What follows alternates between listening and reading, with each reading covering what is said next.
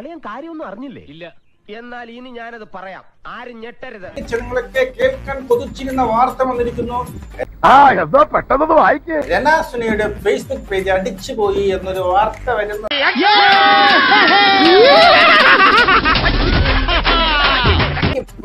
പണ്ടൊക്കെ വീഡിയോ താഴെ അടിച്ചു പോകേണ്ടത് എന്ത് സംഭവിച്ചു, അവരാതെ നിർത്തിക്കൂടെ എന്നൊക്കെ പലരും ചോദിക്കുന്നുണ്ട്. പക്ഷെ ഇത് കൃത്യമായിട്ട് അടിച്ചു പോയി എന്നാണ് എനിക്ക്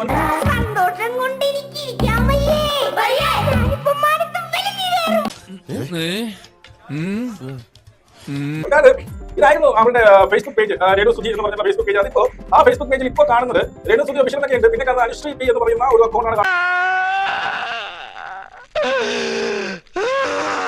ഈ രേണു സുധിയുടെ അക്കൗണ്ട് ഇപ്പൊ അവിടെ കാണുന്നില്ല എന്നുള്ളതാണ്.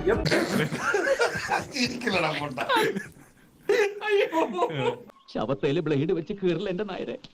കാരണം ഇവള് ലോക ഉടായ്പാണ്. എന്തെങ്കിലും ഉടായ്പ ചെയ്തതാണെന്നോ എനിക്ക് അറിയത്തില്ല, അതോ ആരെങ്കിലും ഹാക്ക് ചെയ്തതാണെന്നോ എനിക്ക് ഇനി അവിടെയാണ് ഉള്ളത്. സത്യം പറഞ്ഞ ഫേസ്ബുക്കിനെക്കാട്ടി എളുപ്പം ഇൻസ്റ്റയാണ് അടിച്ചു കളയാൻ വേണ്ടിയിട്ട് എന്നുള്ളതാണ്. ഫേസ്ബുക്കിൽ ഞാൻ അറിഞ്ഞെടുത്തോളം ആരെങ്കിലും ഹാക്ക് ചെയ്തതാണ്.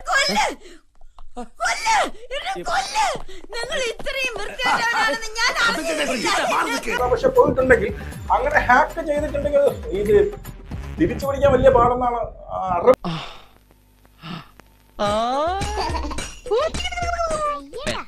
ഒരു അത്യാവശ്യം വന്നാൽ തിരിച്ചു പിടിക്കാൻ വലിയ പാടാണ്. പിന്നെ ഒരു അക്കൗണ്ട് തുടങ്ങുന്ന ഒരു അക്കൗണ്ട് കഴിഞ്ഞാൽ ഈ പറയുന്ന ആരാധക വൃന്ദങ്ങൾ ചാടി കമന്ന് വരും. സൂക്ഷിച്ച് സംസാരിച്ചില്ല എന്റെ വിധമാറും.